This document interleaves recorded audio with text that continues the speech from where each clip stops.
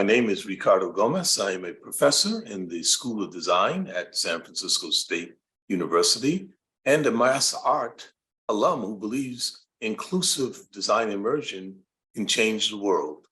I'd like to talk about breaking the mold, a personal analogy of creativity, diversity that brought self-empowerment and identity from the work I was doing as early as a high school student at Medford High School. That's me in the front row with the black beret, in which we formed a Black Artists Union, a Afro-American society, and we used this type of identity and creativity through mentors and community activists such as Bill Wright here, who formed the Freeform Conceptual Design Center at the old Medford High School.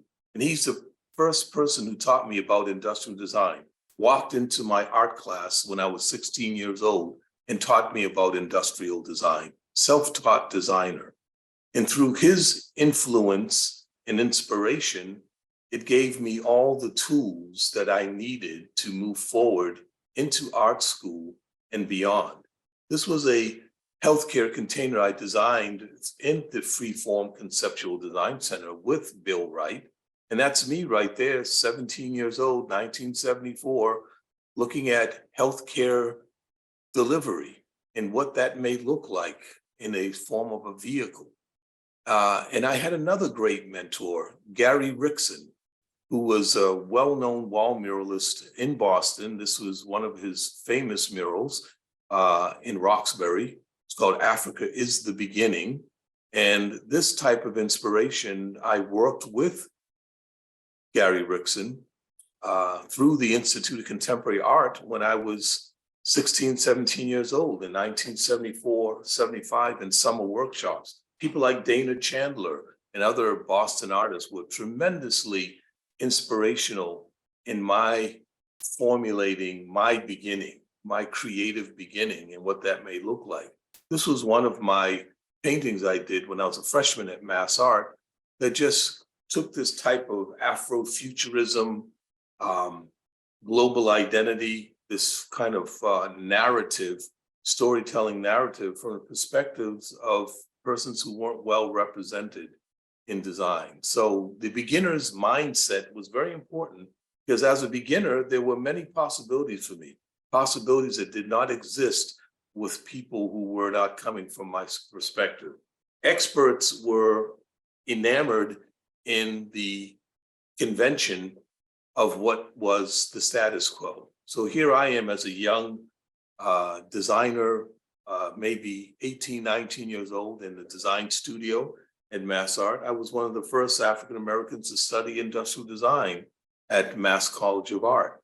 And through this type of inspiration, we tried to formulate a cohort of young African American designers. Here I am with Michael Jones and Greg Walker. I'm on the right with my beret. And we were in the design program. There was not very many people of African descent, people of color who were in the program.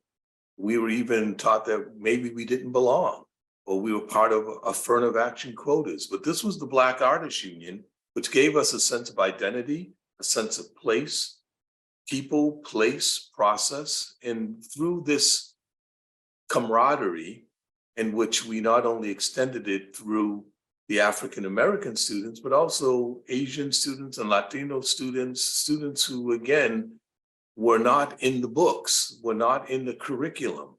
Their identity was masked through Eurocentric Western art that did not recognize or provide representation or value.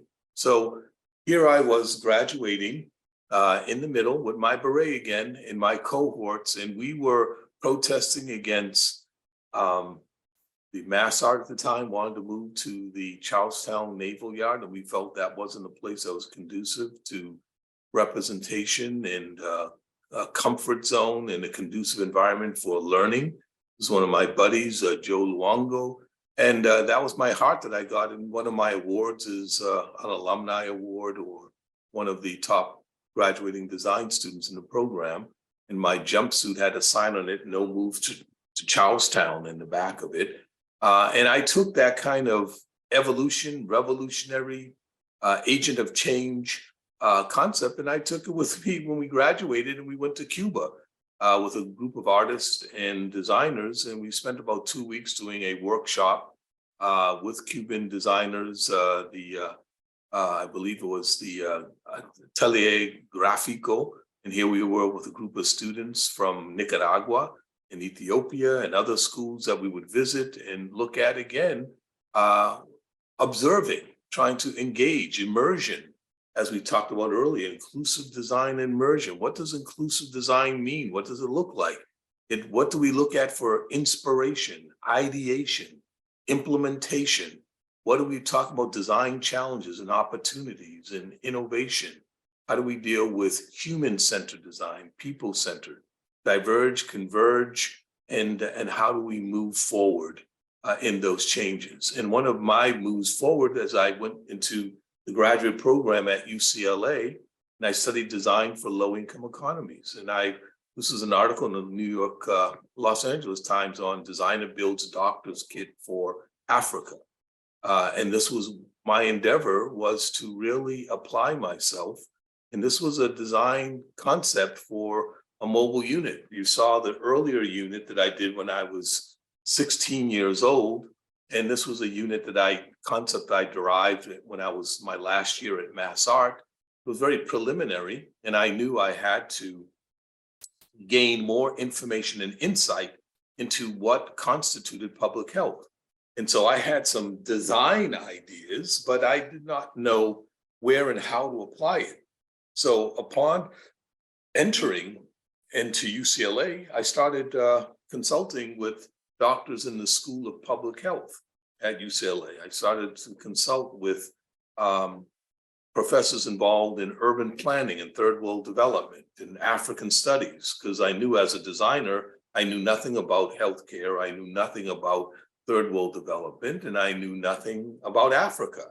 And so I immersed myself as a designer, and I started learning more about healthcare delivery and what it constituted. And through working with the doctors at UCLA who were working with the Peace Corps and other development agencies, I gained greater insight, and I started to communicate with those working in the field. And I started to develop my own field work in Africa and found a wonderful internship in Kenya with the African Medical Research Foundation. And I put together these design concepts of having a container system that started with a kit, a container as a seed, and then was multiplied. And in multiples, it had container units that became chairs and tables. And this is how I began to build it. This was my thesis project, which looked at mobile healthcare delivery in all aspects of available transportation, from bicycles to carrying it on your back to using the seating units. And so with this concept, I did a number of fieldwork ventures. I had been to Africa on 2 summer trips of 2 and 3 months, working in the field, working with development agencies. And it allowed me, when I came back to UCLA, to develop prototypes and field test them in Los Angeles. This is actually in Will Rogers National Park in Pacific Palisades. But by this time, I had already been to Kenya twice, and I found the geography and the environment to be very similar. And so I tested these out. There was a lot of role playing that was going on, a lot of prototyping. And many of the people I was working with, this was my ex-wife, Waheto, who happened to be a nursing student. So and she was from Kenya, Kikuyu, and we worked together on trying to master or test out or play out in terms of scenarios and role playing and day in the life scenarios on how we wanted to design. This was another woman who was also assisting with us, Mary Tameno, who was Maasai, and so we had Maasai, we had Kikuyus, we had a number of people who were working in the field. And even then, my Waheto and I had a son together, and that was my son Ramisi at the time, and he became part of our whole maternal and child healthcare scenarios that we were creating. And we were testing in the field before bringing it back to Kenya. And so you can see this unit could be used as a table, could be used as a chair. The overall container could be used as a wash basin. The inside containers could be removed. So it's allow flexibility in the use of the container. So you can see here us looking at it, and these are more color photographs. You can see the color scheme that we're also working at. And it was modular, and they could be put in different ways, vertically, horizontally, or taken out totally. You could use the covers as work surfaces. And this is what we did. So the concept that I was applying at the time, and I didn't even know it because I didn't really try to term that, to create a term, but it was inclusive design, ethnography, contextual inquiry, methods. We were dealing with culture and immersion, and informing design, co-designing. And this all was enhanced when I actually did go to Kenya, at least 2 field trips during my graduate thesis study and then postgraduate study there. But in going to Kenya, I had the opportunity to work with the African Medical Research Foundation, AMREF, in Nairobi. And I got the chance to go on a number of field healthcare ventures in community health. And I also got to look at what was the kind of convention of what was mobile. With they're very known well for being flying doctors, but these kind of large vehicles were not appropriate, particularly in muddy areas or mountainous areas or rough terrain areas. And actually the kit, the container, was best. And doctors at UCLA told me that in public health. But they had the flying doctors, which was what MREF was infamous for, providing emergency care for people in remote areas. But for the large part, we were really dealing with simple maternal and child health care, eye clinics, dental clinics, and that's where the majority were doing. And this was one of the containers that they were using. So even scale-wise, I was not very far off from that, but I had to be there in order to understand, to get me out of my comfort zone, look and see what was being used in the field, observe it, shadow them. All of these principles of what we call design thinking or inclusive universal design, I was doing that and not realizing what that was going to be a trend in design maybe 20 years later. And looking at the containers, we were looking at weighing scales and dealing with vaccines, cold storage, all these types of things that needed to be done in the field.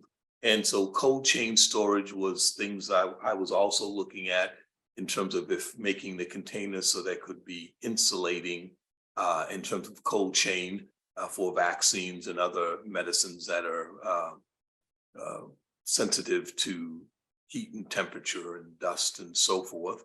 But I observed, we went into the field. The first time I ever went camping, never went camping as a Boston boy, and found myself camping in Kenya for the first time ever in the wilderness, in the savannah, in the Rift Valley, and working with the Maasai, and you could hear lions and other wild animal in the distance. And the workers, the Wizara ya Afya, the Ministry of Health in Amref and Swahili, they were Maasai. So they were local, they spoke the local vernacular. And so again, they were the ones directly engaging with the individuals. And so you can see the cold chain storage, the Coleman coolers, even gas driven refrigerated units were some of the things that were carried. So I was looking at what was being carried. This is actually one of my containers in the bottom here that I threw in with everything else because I brought my container along with me as a bit of a proof in the pudding. And I gave them a prototype so that they could critique it, and I could know if I was on or off base. And typically, the scenario that occurred at that time was you found a vehicle, Land Rover, and these were the healthcare workers in the field with a few local people. And this was the accommodations. It was basically very much the land was the source in which we worked. And so I had to see where they were when you came to meet people, whether or not this is more in the highlands. You can see the tea plantation behind them. So a lot of tea and coffee in Kenya. And local people just form their own circle, and that's how they communicate about what the needs were of that community. This is community health. We found, again, women, maternal child health care, coming to have their children looked at. And again, we were coming to them. The health services were coming to the people. And one of the primary things was to first weigh the children. So we have one of the health workers would gather all the women, and they had their health cards with them, where they could see what they needed to carry. Babies were weighed. Weight indicated the health of the child, whether they were underweight or malnourished, and which was the primary concern. So weight was the first principle or barometer or indicator of what was to be had. And there were different types of weighing scales that were being used, but also being able to have records of what was taking place. So health cards, and I didn't get involved at that time in dealing with the health cards. I was really concerned more with the container, but health cards in the record or information design was very, very important as far as communicating and keeping those records. Here was a health clinic that was in a Maasai area, and this was held in a schoolhouse. Often the schoolhouse was the only standing structure in these remote areas, because most people, in the case of the Maasai, were living in manyatas and they were nomadic, so you had to know where they would be. So here is inside the clinic, and it's not only for health prevention and curative solutions, but also looking at educating, health education, and just looking at pictographs could indicate conditions of polio and other things where there could be telltale signs that could support the local people. And here we are. Here's my healthcare container, which I was looking at. Here's another concept, another container with the Maasai woman and her child being attended to in the field. And if we look further, again, the type of communication going on, I was always very interested in this dialogue between the patient and the practitioner. Very, very important that the health information was sustained for the next time they may have an encounter. You can see this woman here. Look at her hand down here. She has this picture with two little pictographs of communicating how much dosage. You can see a small container in her hand. So being able to communicate proper care, healthcare beyond the clinic. You can see here the cold chain vaccines under the table as this healthcare worker is providing services. And the healthcare kit that I was working on eventually got funding from the Canadian government, the IDRC, International Development Research Center. And it was called PathPack because we were working with PATH, Programs for Appropriate Technology in Health. This is a health delivery organization that I had been in touch with many years before. And fortunately, we were able to secure funding, the University of Nairobi, and I provided the intellectual property or the rights to my container to the university so they could get funding from the Canadian government, because I didn't have the funding to implement the design. Implementation is critical. So here is another healthcare clinic in northern Kenya. You can see the hilly areas where the Maasai are in the lower Valley, Rift Valley area. Here we are in the mountains near Mount Kenya. This is an area called Chogoria up towards Meru. And you can see here, this was the first prototype that was made through PathPack and through the Canadian government and PATH. And the workers there were carrying them in the vehicle. So this was very good for me as a designer to see my design in action in the field, being able to observe it, to record it, to look at where improvements were, not from my perspectives, but the perspectives of the healthcare worker. So it's very important that I get their feedback from people who are just providing transportation or logistics and other dynamics that go beyond just the object, by this case, the container, but how the container fits into the whole logistics and the dynamics of healthcare delivery. And so this was very, very important of looking at this sort of applied learning. And here we are at a site where we were camping. Again, we camped in the field in tents. And this was actually at a campsite near one of the game lodges, Amboseli. And this was my student, my healthcare worker, the fellow on the right. And you can see two of the containers. And then we were going to another location that was dealing with eye clinics. And this was, again, in a more central area of Kenya, outside of the Rift Valley area, or the what we call Kajiado, going towards Tanzania. And this was an eye clinic being conducted here. And I had to see how the concept that I was designing fit into the variety of healthcare scenarios and schemes that they were doing. So here's one healthcare worker who's, again, part of it is documentation, records.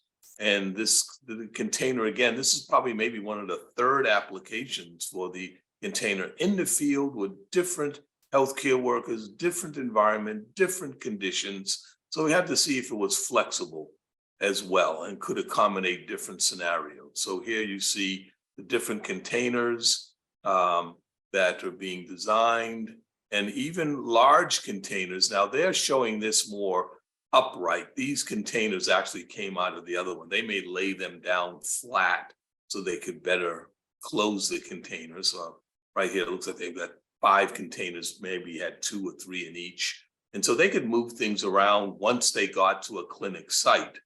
And here is, again, some of the planes that we were using from Wilson Airport in outside of, on the outskirts of Nairobi, to reach some of these more remote areas, for example, where the Maasai were, because they were in these vast, wide areas. You can see, again, fairly flat, and this is in the valley. You can see the difference from the highlands, which are very nice and green, a lot of farming, to the lowland areas in the valley areas where you find more of the wildlife in the Maasai and these more drier region, and people who tend to be nomadic versus those in the highlands, which are very agrarian.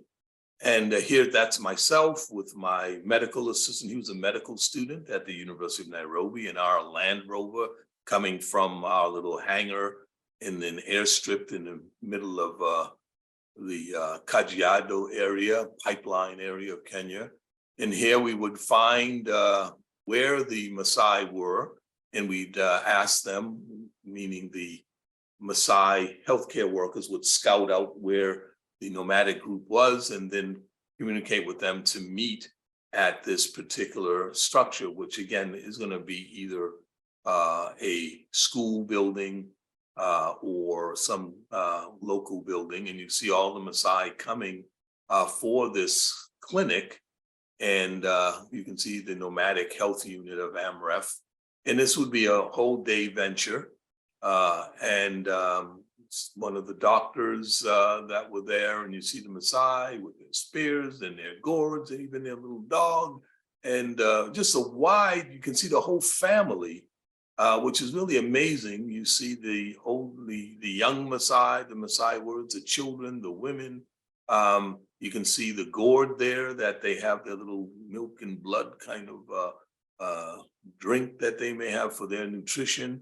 And mostly in these clinics, you were seeing women and children in terms of maternal child health care, even though you would see the males present because this was a concern that was a collective family and community concern. And you can see here one of the healthcare workers with one of the containers in the field being used in many different ways. And what I'm showing you here is really kind of a very Western industrial concept of what mobile healthcare is. And most Western concepts think of these, you'd have a helicopter or a vehicle or other kind of, almost like something you would replace what's in an office or a clinic in the field. And often you don't need that much. And this is why I was looking at what are other alternatives. In this case of this chair could be for patient care, could even be for a dental clinic. But I also started looking at dental clinics, again, from maternal child health care to eye clinics to dental clinics. And this is a dental clinic concept that was actually done in Southern California and along the frontera or the border in Mexico, where children in low-income communities, Black and brown children, were getting dental treatment. They couldn't get it. And somebody created this cardboard concept done out of USC, University of Southern California. It's very quite ingenious and quite useful.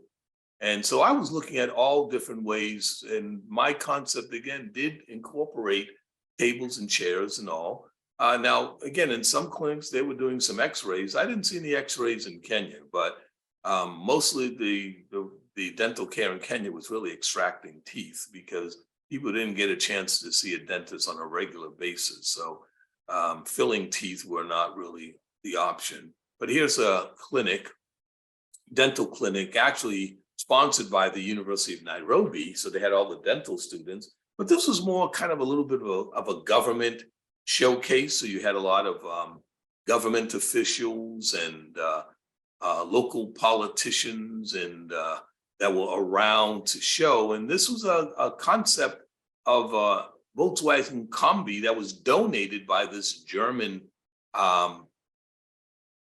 development agency, but this was not something that would be sustainable or something that you would use on a regular basis. Even though it does look appealing, it's really more for show and tell. It's really kind of a showcase thing that they could not possibly get enough funding to have enough of these units or vehicles. And having these vehicles means that's maintenance costs. And so that becomes prohibitive in terms of the budget they would have. And it looks like you're almost in your dental office. Well, the reality is the dental office looks more like this when you're in Kenya and other areas where you're just in a chair with your head kind of resting on the back of a chair, and there's maybe a table out there. So how do we begin to replicate these other accessories or assets you may need in the field?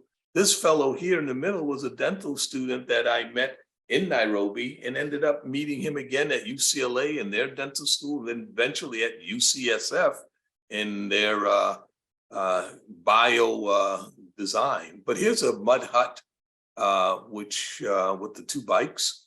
And there was a dental clinic going on here, a development agency out of, it may have been out of Scotland. And you see the dental, expatriate dental coming in, doing his field work in a mud hut, and a woman holding her baby, getting ready to have her teeth extracted.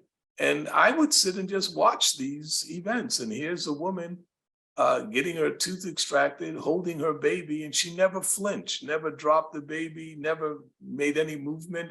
It's amazing the type of, attentiveness, both from the local healthcare workers to the local patients. And this was another clinic in another area I was observing.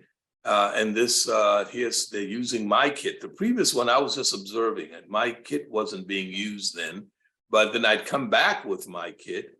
And these kits were given to these healthcare workers without really a lot of instruction. We really wanted to see intuitively how these healthcare workers, not only the expatriate European relief agency people, but just the local people were going to use it. In this case, this woman was going to get her teeth pulled on this wall, and without any combi or bus or anything. And this is Dr. Sopiata Likimani, who was the head of the dental school at the University of Nairobi, who I was working with. And she's holding her head, bracing it on her knees while this guy is pulling out her teeth. And there's my little healthcare kit right next to her, right in the scene, making itself available to hold all the dental tools. So you can see where a lot of variety was being done for the container in terms of from rural dental to eye clinics to maternal and child health care. It was all being accommodated. So here's the next generation of the kits. This is the PathPack 2 or PathPack 3.0, which is now the third generation of PathPacks, again, developed by Path in Seattle with the funding of the Canadian government, IDRC. And this is a clinic that was in Bolivia. So I came and this was first clinic I was doing was in 1984. And this is now 1991 in Bolivia. And we were in a very high region of Bolivia. And this project called Incisivi, about 11,000 feet elevation, incredible llamas and snow. And this was January, which is the summer in Bolivia. And so I went there for just about maybe 2 weeks, but the healthcare workers had it for about 6 months, these containers. It's so high elevation, you're looking down onto the mountains. You're looking down onto the clouds. It was incredibly high elevation. Talk about getting altitude sickness. My head felt like it was gonna float off my head. Just walking up and down the street, you get exhausted. This woman here on the right is from Path. She accompanied me. She was one of the technical consultants. The other woman on the left was one of the local promotores or director who was working with the promotores in Bolivia. And they were working out of the Save the Children Fund. And you can see the clouds. This is the clouds are below you. You're above the clouds. It was really quite amazing for me to see that. And these were the healthcare workers or promotores that were having their containers. And they had these containers for about 6 months. And we were coming in just to get their assessment of how it was using it. So we're really, trial by error. We basically gave them the kits and say, work with it. And so for us, it was a tremendous learning experience to see what was happening in prototyping. But this is kind of co-designing. And so you can see here in the infermeria inside the building and some of the graphics, and even they were talking about SIDA at the time, AIDS. And so a lot interesting to see what the scope of public health is this is in Bolivia. So from Kenya to Bolivia. And this was the container that I designed or the revisions of it, third generation. This was one of the kits at the bottom, which you can see it's about the same size, but it's not like an ingenious idea. It's a KISS concept. Keep it simple, stupid. And my concern was how you could even manufacture it or make it locally. And here it is, we're doing this kind of roundtable workshop where these healthcare workers come in and report on their work, and it's all recorded and documented. And I don't know, maybe there were about 12 because we did different kind of workshops there. And again, I was basically observing, and this woman was, who's the coordinator with the locals, started talking about the use of the container and trying to get their feedback on how they were using the container. And once everybody kind of gave their point of view, each person kind of reported on what they were doing. And if it was consistent with the intended use, or were there some discoveries on how to use a container that were not seen before? So this is very, very important. And we have this gentleman was saying how he carries his. And we had another one, unfortunately, I don't have the slides or pictures of it, another woman who wrapped their blankets in almost like they would wrap their baby, but they'd wrap the container. You know, a concept we hadn't conceived, but a concept that incorporated the local usage for carrying things like you'd see in Kenya, something different. This was an instruction book. So what you see here is the way you can carry it on a bike or in a truck. And so they have an instruction manual, which is very important for them to understand how to use it. So again, information design. And again, this person talking about how he would be using the container as well in that way.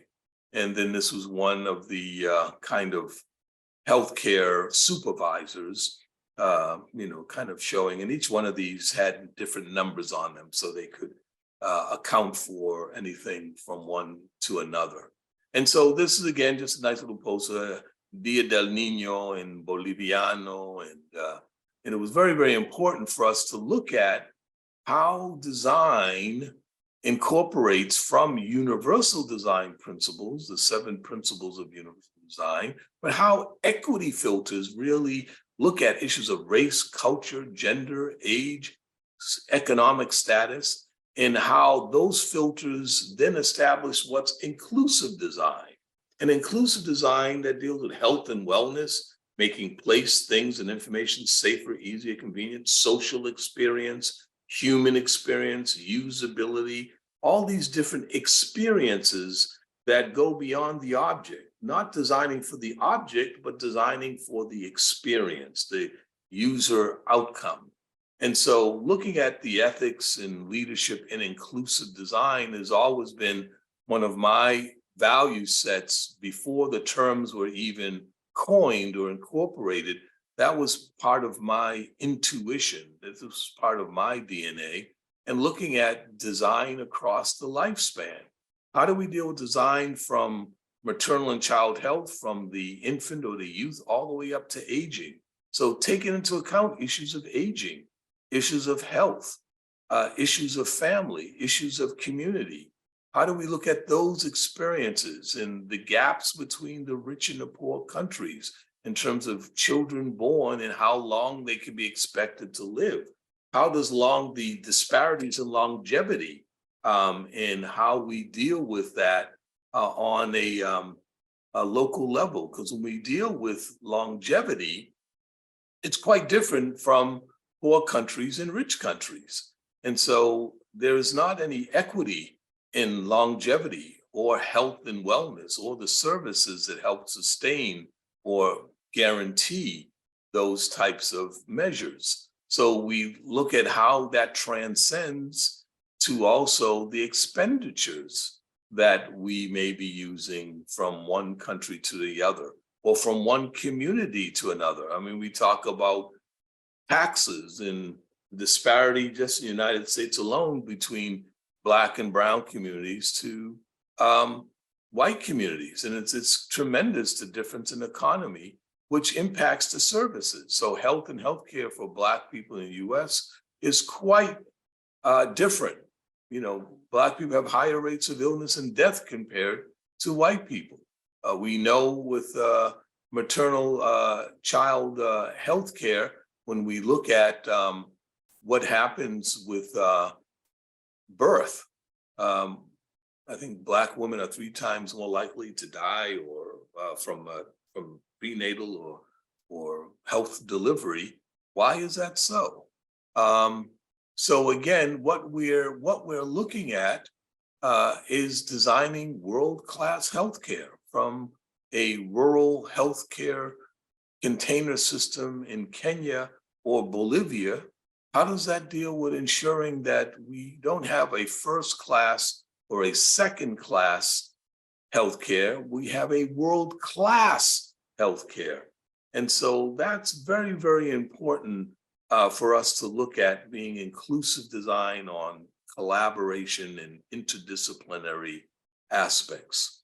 And one of the things we need to look at, and this is Dieter Rams, a very well-known German industrial designer, and he said the indifference towards people and the reality in which they live is the one and only cardinal sin in design, indifference towards people. Not that designers have the say in policy, but you have to think about design in a holistic way. Selby Mbusi, a South African designer, said the truly excellent design object is not the object that is rare or expensive. This righteousness of form and function before and after the object is made is both individual and social. We do not design for living, we design to live. So the question is, how does the design community, educators, professionals, students, move forward in addressing the conscientious design leadership and praxis that seeks to dismantle discrimination by design by promoting inclusive and universal actions and measures, both physically and socially, that look at and support equity, justice, health, and well-being in the experience we service in the built environment.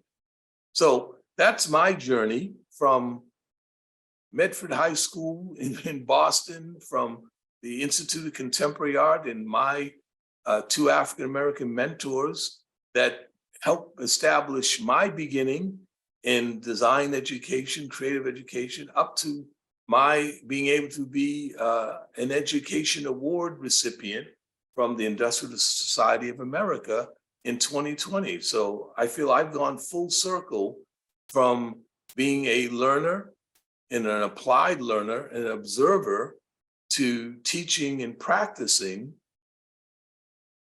health and wellness in our world and how we continue to make it better for the future ahead of us, whether it be from healthcare or welfare, well-being. How do we sustain that? How do we improve those conditions, from housing to education to employment to our longevity? So thank you very much. I'm glad to have your attention and share this information or this journey with you. And I hope to see you somewhere further down the road in the future. Thank you very much, Ricardo Gomes.